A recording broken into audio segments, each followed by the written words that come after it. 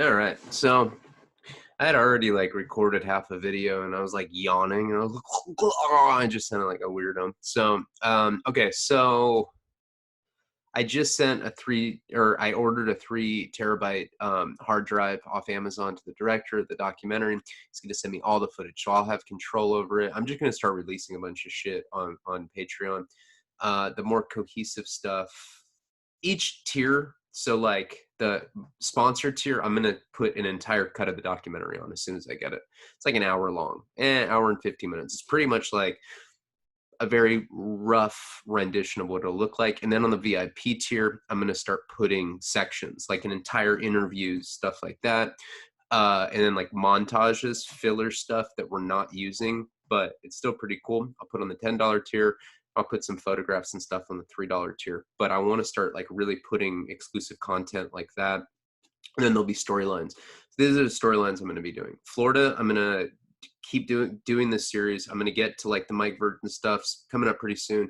I'll incorporate the Megan stuff. It's just going to be audio. Well, I mean, it'll show her, but it's going to be like censored. But you guys already know what she looks like. She's being fucking stupid about it. I don't know. She just doesn't want like to be put on blast. I'm like, bitch, you on blast.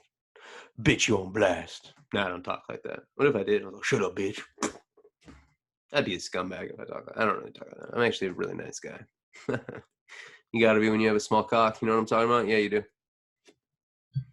Unless you're a girl. Have you ever been with a guy that has a micro penis? I've heard about that. Like, I've had my ex-wife. Yeah, I thought you got it. She's like, one time, I sucked this guy's dick and he had a micro penis. I was like, what does that mean? She's like, it was this big. I was like, hard? She's like, hard. I was like, damn, what I look like when he came? She's like, I teardrop. I was like, ugh, it's fucking gross. Anyway, so weird.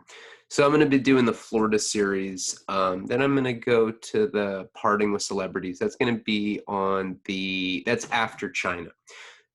We're going to do the China series on VIP. That's only like 2 or 3 videos. I was there for like a month. I think I can maybe do it more than one video. I did like a prelude video to kind of set it up. Then we'll do the Parting with Celebrities on the VIP tier. On the sponsor tier, I'm going to start a series that's when I got out of prison this last year, what was really going on. And there's some pretty really, really interesting illegal shit that went on, like when I became a male prostitute for 4 months. I was getting butt fucked at construction sites. I was like, damn, that drywall's bomb as fuck. Let's BF. No, I'm just kidding. But I will talk about all sorts of illegal stuff that happened this last year.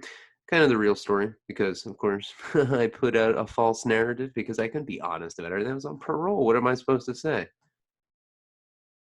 I was doing crazy shit, though. Not like crazy illegal, but pretty illegal.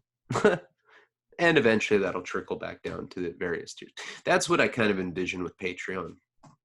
I'll keep some stuff exclusive at the top, and then I'll trickle down other stuff so that, like, even if you're in the $10 tier, eventually you'll get stuff in the $20 tier. If you're in the $100 tier, eventually $20 tier will get that. Some stuff will just stay in each tier, and you'll know when it's like, that'll be like, this is staying here. I don't really talk like that either.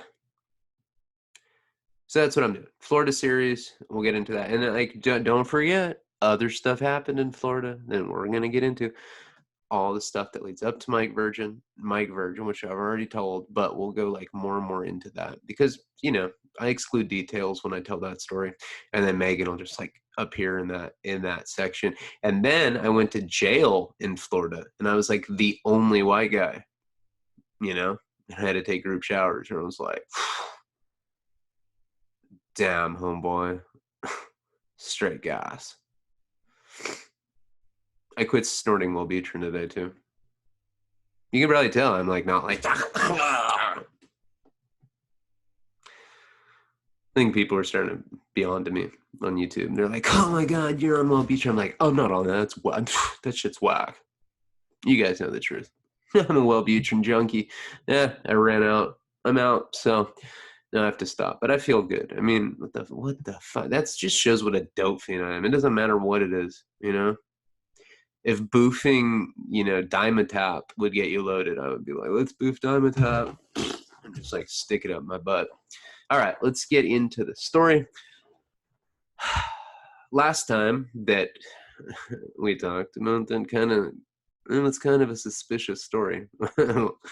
When I almost thought I was a chomo. What if I was? What if it was like, guys, I just got to get off my chest, I'm a chomo.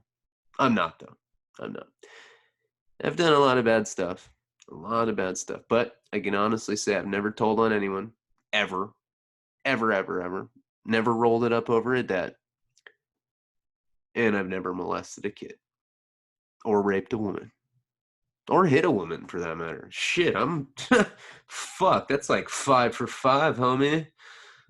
Kind of sounds like I might be a good guy. Nah, I'm a scumbag. All right, so let's get into the story. So I got beat up. That girl's brother had set me up. Basically made me feel like that I was a mo. And then if I didn't come back, they were going to get me in trouble with the authorities for being a chomo. Could you imagine? Like going to like calling someone with your one free call, like hey, what's up, dog? Oh, nothing. I'm in jail again. Damn. For real, fool? You're always locked up, kind of. I know. That's fucking bullshit, dog. It seems like you're always in jail, kind of. I know. What are you in there for this time? For like selling drugs, for getting wasted and knocking out white boys? No. I'm in here for being a chomo. Serio? A fucking chomo? That's fucking disgusting, dog. No. I couldn't even imagine what that call would be like. So after that happened, I went back to this sober living, beat up. I got beat up pretty bad. Now, you got to remember that the time that I had gone to the skate park before that, when I was all like gout out on that China white heroin, I tried to drop it on the half pipe, and I hit my head.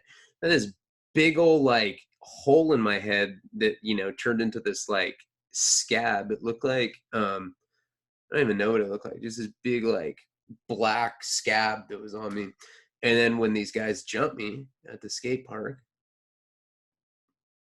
you fucked my sister, you bitch. I'm like, man. Just curl up in a ball. I didn't even fight back. I'm a pussy. Then that thing on my the thing on my head just came completely open.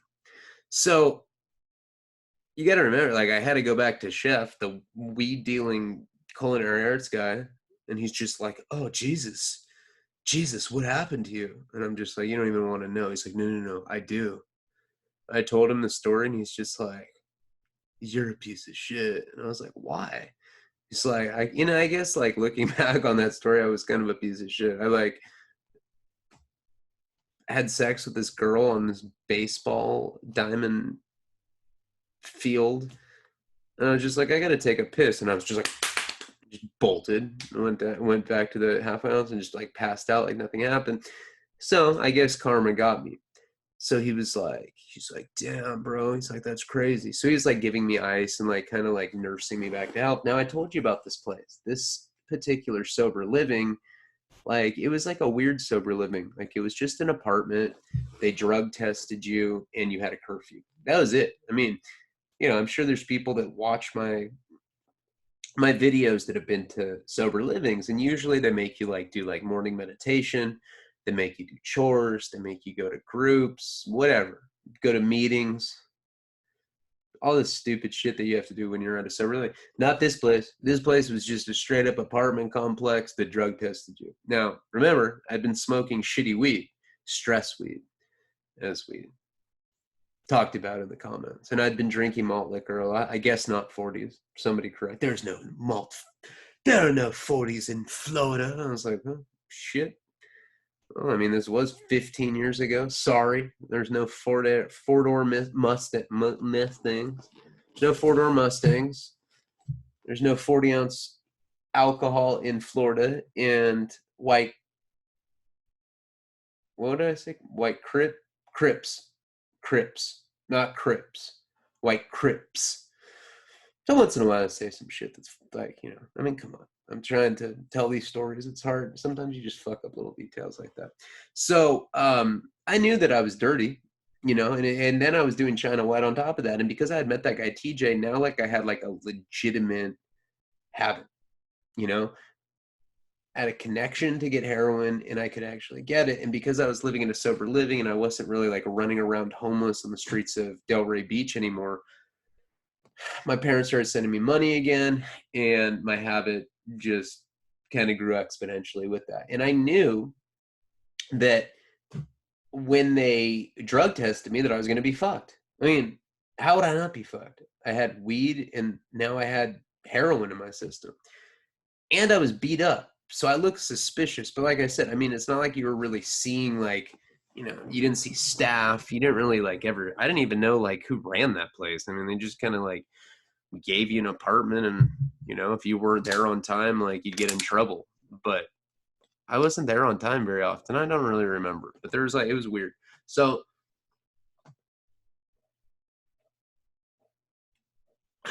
man, it is so hot. I don't know where you guys are, but it is hot as fuck here in LA. It is cooking right now. We bought an air conditioner today, a portable one, $250. Is that a good deal? 1,400 something, 1,400 watts or something. I don't know. It's not what it was, but there's like 8,000, and we got 14,000 whatever. So if you know anything about air conditioners, we got one for 14. It was 14,000. We paid $250 for it.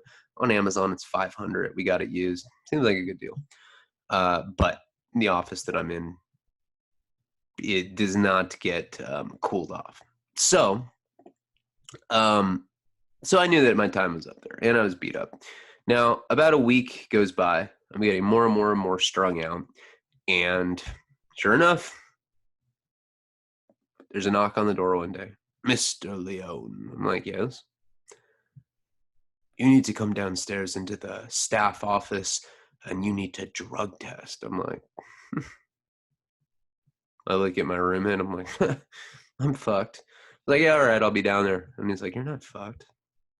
I got you. I'm like, really? He's like, yeah, I got you for sure. I was like, yeah. He was like, just piss. He's like, I'm not dirty. I'll pee. You can put it in a Visine bottle and you can just squeeze it into the cup. I was like, don't they watch you pee? He's like, dude, it's a chick. She's not going to watch you. I'm like, really? Okay.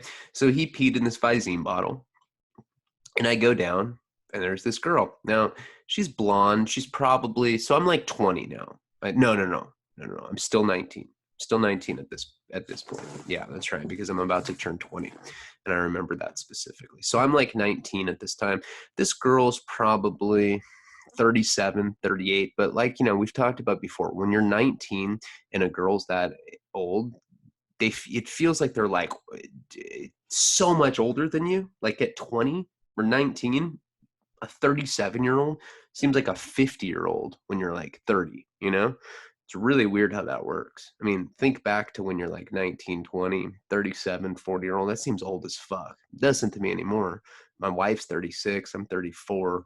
And this girl that I'm talking to is probably about 37, 38. And my wife doesn't seem like she's 36. She looks like she's like 20. She's 30. She's 2 years older than me. She's a year older than me. Yeah, she's born in 84. I'm born in 85. She looks really young. Doesn't Karina look young compared to me? I'm all shot out, like lines on my forehead. My dick's this big. I either am fat or buff, and I'm like this little root beer barrel dick. So I go down to a drug test with this girl, and she's like in her like late 30s, and she's bad. She's bad. And she's like, and she has a southern drawl, and she's like, hey. And I was like, hey. And she's like, you're here at a drug test? I was like, yeah. I was like, I heard you don't watch, but I'm just gonna say you can if you want to. And she's just like, oh, you think you're the first one that's tried that shit with me? Come on, pee. Come on, go into the room and pee. And she's all like giggly, And like, Come on. Even at 19, you can tell when a girl's being flirtatious, and she was being flirtatious. I mean, I don't know if I can cite an exact example, but I picked up on it. I went into the bathroom. I squeezed a little Visine bottle, handed her the test. It had like this much pee in it. It was like so suspect. And she's like, okay, thank you. And I was like, I'm Ryan. I forget what her name is, but she introduced herself. So anyway, so now I go back and then now I know that I can beat drug tests at this place. So it turns into this whole thing where like I'm getting high, my parents are sending me money, I'm going to hang out with TJ, and you know, I'm going back and living at the sober living. At the time, my dad had signed me up for like the old Netflix where, they would send you the DVDs. And I remember I was watching Train Spotting a lot. Like I could order any movie I wanted. I just wanted to watch Train Spotting, just like it's like when you're in jail and you want to watch Cops or like a locked up show. You're like, let's watch that. We're locked up, but let's watch some other dudes that are locked up or getting arrested. That sounds bomb. It's the same kind of shit. You're strung out on your heroin. You're like, let's watch a heroin movie. Oh, dude, this shit's so entertaining. Ridiculous. But like, so I'd watch that movie over and over and over again. So what ends up happening is I start spending more time with TJ. Now TJ's kind of like a wigger. He's a white guy that thinks he's black. I know that can be kind of perceived as a racist term. I'm really not like that at all. I know I say that all the time, and like usually when you're not racist, you don't really have to say that. Like, no, whoa, I'm not racist. I'm not racist. I swear to God, I'm not racist. It's like, well, why do you have to say that if you're not? I really am not, though. But like a lot of times, I think things that I say can be perceived as that way. I remember like some gay guys like are like, "You're homophobic." I'm like, I'm not. I don't even give a fuck about stuff like that. Like, just you know, don't try to butt fuck me. And if you do, Venmo me like 13 or $14. So what? So I started hanging out with TJ. Speaking of gay, I can't tell if the guy's gay or not. He's always having young guys over there. They're always Asian. It's always young Asian guys that have like these model, like these kit cars. You know what I'm talking about? Like they're like Hondas, but like they like have the BMW logo on it, and there's like these flimsy body kits on it, and they're like, "Yeah, this is my BMW." And they have like the BMW like logo emblazoned on the like on the steering wheel, but it's like a holographic sticker. It's like the same kind of sticker, like with like a junior deputy badge, it's like kind of like shiny and gold. And you're like, what the fuck? It's not a BMW thing. It's like a sticker. And you know the type. They'd have like the gelled hair. They listen to techno, and they like have Dragon Ball Z like hoodies with like multiple logos all over it, and they're just I don't know. I guess that's like for TJ's homies or whatever. They'd be like, "Where are those guys?" Be like, "Shut up." I always kind of took that as weird. Like, what the fuck? Like, why would you say that? Like, why? Like he almost like knew that I was like making fun of him because it was weird that he would hang out with guys like that with their kit cars and their techno and their what else did they do? This weird stuff. That was back when those little electronic pets were popular. Do you remember those? They were like these little electronic, like they were the most ridiculous things ever. They made no sense, but they were like super popular at the time. These little like electronic, it was like an electronic pet that you would have. And like, the whole thing, like you turned it on, and it was like an egg, and then it would like hatch. And it didn't really do anything. You could like press buttons and make it go like, ah, ah. And then if the battery, I remember like the battery would die and people would like be like, oh my God. I forget what are those things called? They're like, there was some weird name, some weird Asian name, like, uh, I don't remember. But like when the battery died, they'd be like, oh my God, my electronic pet's dead. And they'd like flush it down the toilet like it was a dead goldfish. I'd be like, dude, why don't you just put a new battery? They'd be like, shut up. Shut up. You always make light of shit like this. I'm like, dude, it's not a real, it's okay. It's one of those kind of like worthless trends, like Pogs. Remember Pogs with the slammers? They'd have like the really like high tech slammers that were like shredder slammers with like claws on them. And like, so shredders, for any of you guys that are younger and don't know what Pogs are, they were like these little like cardboard, they're almost like trading cards, but they were like circular cardboard wafers, I guess. I don't even know how you describe little wafer looking things. Like the whole point, which you would like they'd come with like pog like holders, like these like plastic holders that you could put them in, and you're supposed to put the pogs on a stack, and then you get a slammer and like slam it down, and like pogs would like, it's just, it sounds ridiculous trying to explain this. This is how ridiculous it was. I don't know. There was a lot of weird trends and stuff like when we were growing up, you know. And if you're older than me, you still probably know what I'm talking about. Pogs and slammers, and nobody even ever played the Pog game. They would just have these like collectible, like kind of like gimmicky Pogs. Like, dude, look at my Simpsons themed Pogs. Look, it has Marge, and it has Homer, and it has Bart, and it has Maggie, and it has Krusty, and you're just like, who gives a shit, dude? Let's smoke some herb and go skateboard. You know, I was always one of those bad influence kind of kids. But yeah, that was going on this summer. These like electronic Asian pets, and these kids would come over in these like kit BMW cars. They're Hondas that would look like luxury cars, but they're really obvious. And they listen to techno. And I think TJ like butt fucked him. I'm not really sure. Like, so I started going to his house a lot. Okay, so I lived at the sober living house, and it was in Delray Beach. He lived in West Palm Beach.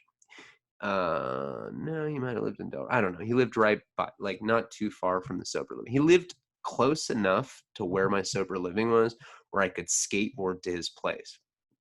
So I'd go over there, and like he would sell China. He had the best heroin that I found the whole time that I was in Florida. This really, really, really good China White that would eventually kill a girl that I left to rehab with, right in my arms. Remember the girl that we had, that Megan had to like clean sperm out of her vagina with herbal essences? It was mellow. Um, it was the best heroin that I did out in Florida. So I would go over there. I always had the same routine. Now, also at this time, and I think this is probably important to bring up. See, like some of these stories are just to build up other stories. So like, let me go into this detail because it's important that you'll know. So back in the when I got sent away to Utah, I had like a, I don't know, my first little girlfriend, this girl Kelly, right? And we didn't even like do anything. It was like a really like innocuous, innocent kind of thing. And what happened is she was a cutter. You know, she was a self-mutilator because she had endured some abuse when she was younger. And I was just like kind of misplaced at that in Utah. You know, I don't think I really needed to be there. That's where everyone's like, have you ever had your yeets lost? I lost mine 6 Saturdays ago, homeboy. Like really creepy shit like that. Yeets, for those of you that didn't tune in to my juvenile delinquency series, yeets is your anal virginity. So they would have this proverbial term, losing your yeets, which meant that you were butt fucked in some shadowy alley by one of your friends. You know? I don't know. I don't know anything about it. Sounded weird to me. Um, but so like, you know, I felt misplaced there. She felt, you know, she fit in a little better there. And that's when I was 15. And she was really out of control. She was a bad kid. She'd knock out staff members all the time, like the female staff. She'd just chin check them and knock them the fuck out. I really liked her, you know. She was like the coolest girl ever. And we had this kind of innocent, flirtatious thing. And then my life kind of kept going, and I got out of there. She ended up staying there longer than me. And then I got sent back to her when I was 17 when I was a heroin addict. And I wrote her a letter. I had my dad send her a letter, and she sent me some scathing letter back. She's like, "Really, Ryan? You were the love of my life." We were like 17 at the time. "You were the love of my life, and you never wrote me when you got out. You got into cocaine, and you got into Jedi mind tricks and immortal technique, and you didn't give a fuck about me, did ya?" And I just got this letter. I'm like, fuck, I was just trying to get some thong shots or something. You know, I'm sorry, fuck. And that was that. And I didn't talk to her again. Then when I was 18, after Kate broke up with me, I was bummed, bummed out, depressed, watching Texas Chainsaw Massacre and doing ab exercises like Christian Bale and American Psycho, just like ugh, 76, 77, and just seeing some chick get like gutted with a chainsaw. I'm like, I'm so heartbroken. And she called me. She called me out of nowhere. And she's like, hey, I had no idea who it was. I was like, who the fuck is this? She's like, it's Kel. It's like, Kel? Who's Kel? That it was like some tranny that like I'd probably talk to, like wasted, like, downtown Santa Barbara. Like, you look like a dude. Here's my number. Happened to me a couple times, and they call and they'd be like, hey, it's Tanya. I'd be like, what's up, Tanya? Nothing. Do you want to go bowling? I'm like, yeah, fuck yeah. Well, you should probably know that I'm a guy. And I'd be like, what the fuck? Click. And I thought it was one of those things. But she's like, it's Cal. I was like, who? And she explained. And so I had this delusion because you got to remember, I was just coming out of a breakup with Kate. Totally heartbroken. Your first love hurts the most. It hurts. I was never a self-mutilator, but if there was ever a time that I want that I should have cut, it would be right there. Like, oh, worthless junkie. Can't even keep a girl, you piece of shit. And so since we broke up and then she called, it was kind of like a matter of convenience, and that's how I work. I don't know if that's how other people work. Not everyone's like that. Some people go through breakups and they're just like so heartbroken. They're just like, I hate people. And they just, that's not me. When I break up, I have to I have to have rebound sex. And like, not just like normal, like raw dog, nasty, like, let's film it and let's upload it somewhere sex, rebound, like perverted shit.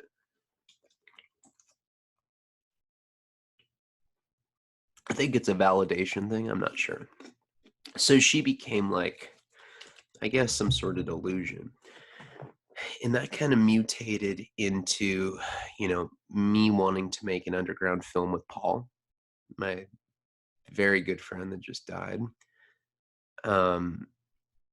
Paul, I pitched it. I'm like, let's make a film. It'll be like Fear and Loathing and Blair Witch Project combined. We'll drive cross country because she lived in Michigan.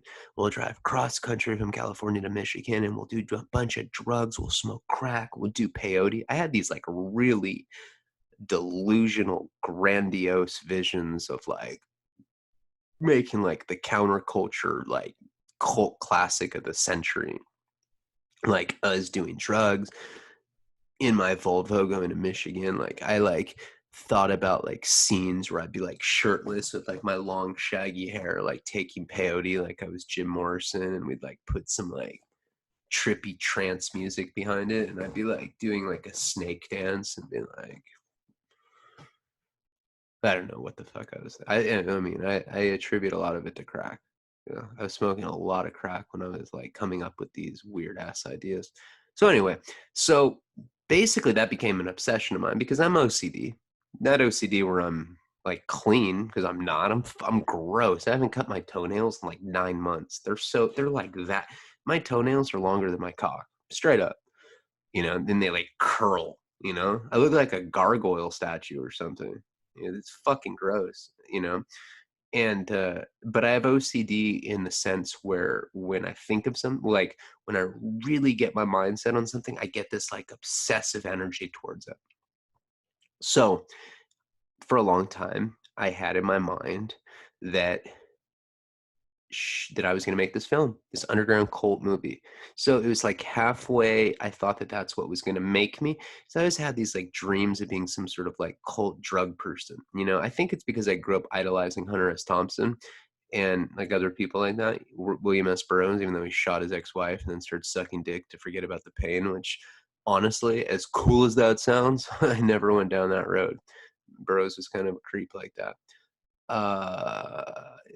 So half of it was the delusion of wanting to make that film, and then the other half is that like I thought that maybe I had feelings for her, and I really didn't. She was just a good listener.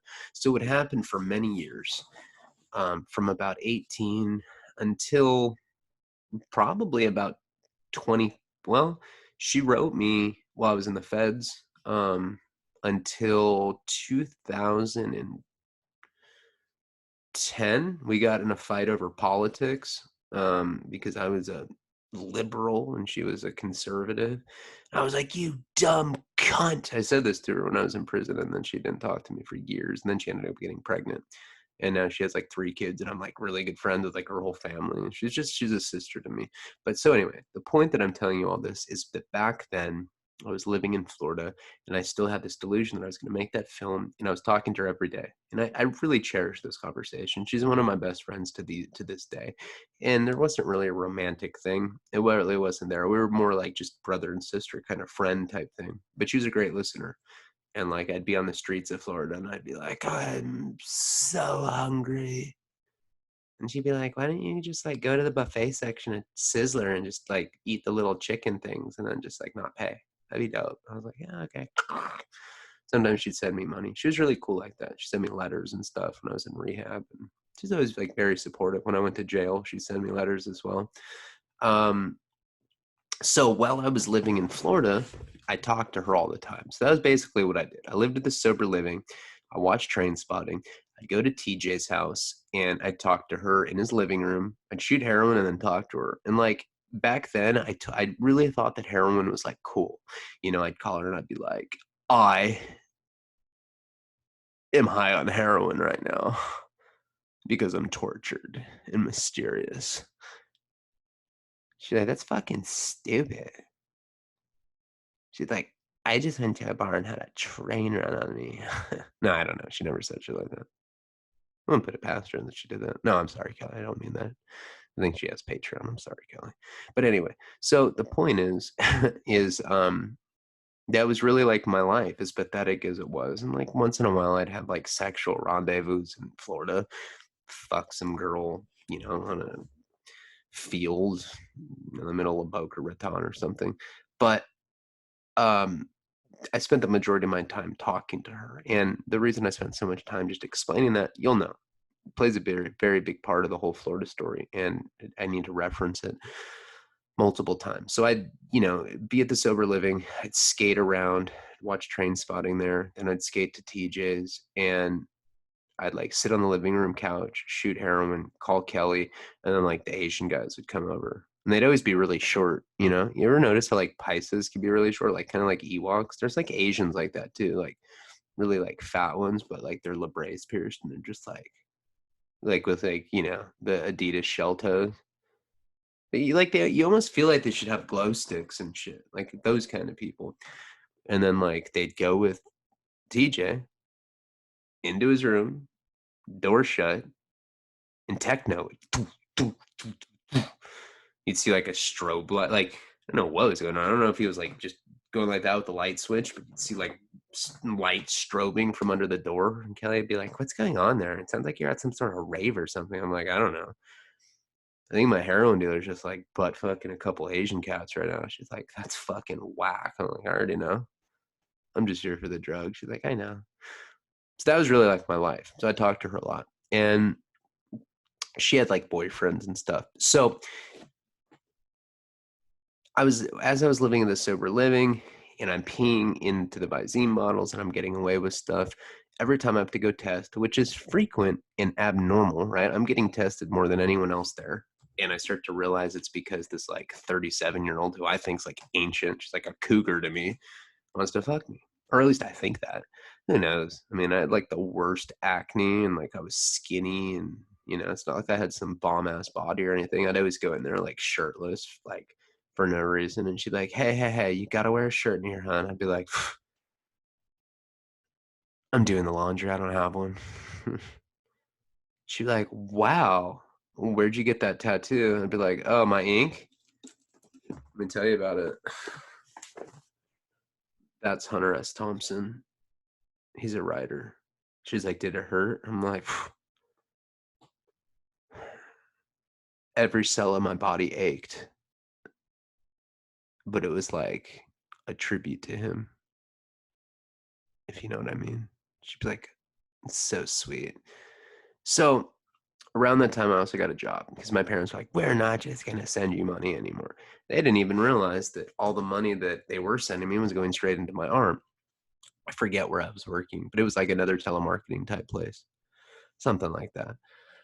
I don't even remember what I don't. I've worked at so many fucking places. I thought the one that I was at that time doesn't even really stick out of memory. But I did save up for a tattoo. That's like one of the few things that I like saved up for and got. And I got this one, this this little sun, and you can't see it, but it's crying and it has a black eye. It didn't have like all this other stuff. Like it didn't have color. It didn't have this wave. It was just this sun. Yeah, I was that guy. And of course I'd wear like the sleeveless shirts. So like if you can picture me from back then, I had like long shaggy hair, acne. I didn't have all these other tattoos either. I would just have like the little sun, the fear and loathing, and I'd walk around with like my, sleeveless shirts, and I'd be like, "Hey, I'm just here to surf." There's like no waves there in Florida. Not where I was anyway. So I was pretty much a lane. So eventually what happens is, I'm hanging out with TJ. I'm talking to Kelly all the time. I'm skating. I'm watching Train Spotting. That's my life. I'm living with Chef. He's giving me clean piss. He ends up leaving with no explanation. I don't know where he goes. I think maybe he got kicked out or maybe he just left. I'm not really sure. So now I have the place to myself, which is cool. Turns into a jack shack. I'm just like jerking off in the kitchen. I'm jerking off in the living room, jerking off to Train Spotting. No, I'm not. That's fucking weird. But now that he's not there, I know that I'm screwed. So I go down for my now it's becoming like my bi-weekly drug test. Go down there with my shirt off, and I know that I'm screwed. But see, in my delusional, arrogant head, I'm like, I'm looking so bomb. This chick's not even gonna trip. I go in there and I give her a dirty test, and it's one of those, where she actually sticks the dipstick in, and it comes up dirty for opiates and THC. And she's like, "Oh boy." I'm like, "What's up?" Now, come to find out that this place is owned by her husband and her. So it's like a couple that owns this place. And she's like, "Honey, you're dirty." I was like, "Dirty how?" And she's like, "You're dirty for pot and you're dirty for heroin, I think, for opiates." I can't have you here like that. I was like, "Are you serious?" Now, we had like such a flirtatious banter at this point. I really did think that she wasn't going to trip on me. She's like, "Yeah, I can't have you here." I don't remember what her husband was, but it was some like really mustache name, like Harold or something. "Well, Harold will be so upset, sweetheart, if he finds out that you're dirty. I'm going to have to take you somewhere. You're going to have to go to detox." I'm like, "You're kidding me." And she's like, "I'm not kidding you." So she ends up actually taking me to a detox center. And I'm like, "Well, where are you going to take me?" Like, "I don't think my dad will pay for detox." She's like, "Oh, no, I can take you to the best place." I was like, "All right." So we're in the car and she's driving, and she drove, an Audi, like an Audi convertible. And I'm in the passenger seat, and she's just kind of like, she's wearing like those, like a tennis skirt, if you know what that is. It's kind of like a ruffled little skirt, and like I can remember this like it was yesterday. Kind of like a leotard top. No, that's not right. I don't know. Whatever. It's like a tennis outfit is basically what she's wearing. And so we're driving in her Audi, and she brings me to this detox. Now she parks the car, and she's like, "Go in." And I was like, "No kiss?" She's like, "I'm married." And I was like, I was like, and she's like, "What?" And I was like, I was like, "Let me tell you something." I said, "Why did you test me so much? I was, I was convinced that you liked me or something." And she just turns beet red, and she's like, I was like, "'Cause you don't test anyone else. Why are you testing me?" "What, just because I came in beat up one time?" Like, "Why do you test me all the time if you don't like me?" She's beet red, like almost like biting her lip, like, and I'm just like, I just go in and kiss her. Now, usually when I do stuff like that, they'll kiss back or like, and she just like, so I go in to kiss her, and she's just like, and she like pecks me back. So she did kiss back. So as soon as she does that, I put my hand in her in her crotch because she's wearing this little skirt thing. And I start, doing the spider crawl, and I go, how do I say this without sounding like a complete piece of shit? I finger her. I stick my fingers in her vagina, and I'm just like touching it, and she's just like, like almost like crying. I'm like, what the? I'm like, am I hurting you? And she's like, no, no, no. Harold just never does this to me. I don't know if his name was Harold, but it was some mustache name like that. You know what I'm talking about? Some mustache, like Hank or some shit like that. Hank or Harold or whatever. And she almost was like crying. So I end up, fingering her, kissing her neck. It's actually like a very sensual hookup. And she's like 37. For me, that's like, felt like I was like, I was like on some cougar porn or something. And so I'm sitting there parked in front of the state-run detox, fingering the owner's wife of my sober living. And I'm like kissing her neck and like blowing air in her ear, like a move that I remember learning on like the Wonder Years show when I was a kid. And eventually we just climb into the back. And I'm talking about this, there's no space. Like if you know how big there's like maybe enough room for people to sit. There's definitely not enough room for people to have sex, but we make it work. And she's like kind of like sticks her legs up.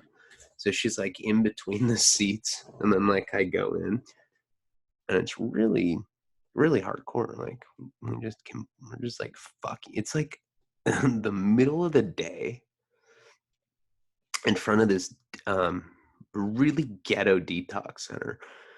She's wearing like a tennis skirt, and she has her legs like V'd out in this convertible, and I'm just like, and I look like such a weirdo.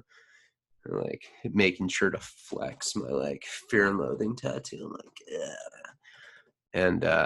And like I'm like, I gotta come, and she's like, do it on my stomach. I'm like, oh, all right.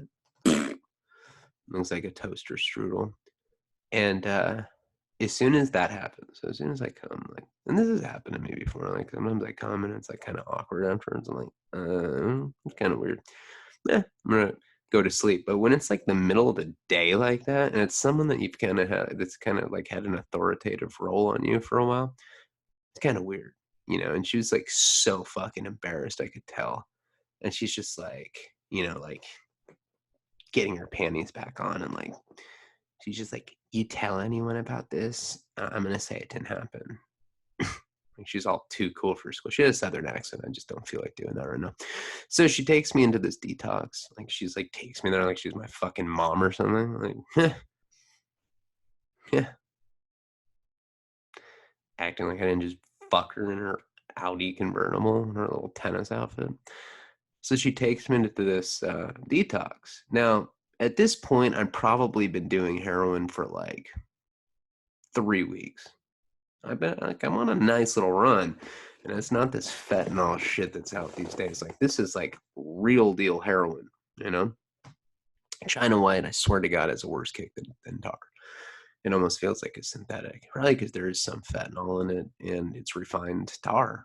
I mean, it's basically treated, mixed with lactose, and they put fentanyl and whatever else, and it's kind of like an extract and stuff is pretty good. So she, it's like run by like, I don't know, it's like some black chick, and she's doing my intake, and she's doing all my paperwork, and it's not like any detox I've ever been to. So after like they say that there's a bed for me, she ends up leaving. She's like, okay, it's just, you can tell she's really weirded out that this just happened. I know she wanted to. I think she wasn't expecting me to just like put on some move like that, and then it just kind of like happened. And I don't know. I've been in a lot of situations like that in my life, and they don't always turn out great. Sometimes it just totally kills. Sometimes I think that it's like the best. Like I've been friends with girls where like we're just friends, like, hey, come over and let's watch Frasier. I'm like, okay. And I'm like, damn, like, would that be crazy if you were sucking my dick? And they're like, yeah, it would be. And then like afterwards, it's like, ew, I never want to talk to you again. Your dick was so teeny and it smelled like shit. I'm like, oh my God, we're not friends anymore. So there's stuff like that. So anyway, so she leaves me there, and I'm used to my dad sending me these plush resort type detox centers. I'm never been to a state-run place. And I kind of knew something was up when they weren't really like putting time into doing an intake, you know? And they just kind of like, we're like, okay, we'll give you a bed. They asked me, like, are you allergic to penicillin? Are you allergic? Okay, cool, cool, cool. All right, I'll bring you in here. Here, put on this uniform. I'm like, uniform? What the fuck? And they give me like these khaki, like, this like khaki. It almost looks like khaki scrubs. Like it looks like I'm in a county jail, except it's khaki colored. They bring me into this dormitory, like these barrack style dorms, and there's just rows and rows and rows of the most degenerate street looking Florida people, and they're all just like, you hear different people just scream like, ah! It's like being in some horror factory. I'm like, what the hell is this? And I'm looking, and there's just like people just like crawling like in between like the barracks and like puking into like tin buckets. I'm like, Jesus, what is this place? And they're like, okay, here's your bed. And I look, and it's just like, there's like some chomo looking black, like old black guy, and he's just like looking at me toothless. And I'm like, oh my God, where am I? What the fuck? And they just leave me there. I'm in my little khaki scrub, and they're like, okay, chow is twice a day. And we give you a lunch, bag lunch. So it's just like state prison in California or something. So I'm like sitting there on my bed. First of all, they give you no, like, their bed is just like a plastic mattress and like some like nasty wool blanket. This is so jail-esque. And I'm like looking at this like toothless black. I was like, hey man, what's up? He's like, oh, do you have any rocks? I'm like, no, I don't have any rocks. I was like, when are they going to give me the methadone or the Suboxone? He's like, and then like, he probably has like tuberculosis or like emphysema or something. He just starts like coughing. It's like he's going to drop dead in front of me. And I'm like, what's up? He's like, this is state run. I don't give you shit. And I'm like, what? You mean they don't give you shit? And that's what kind of place this was. This was a state-run detox that's not medical.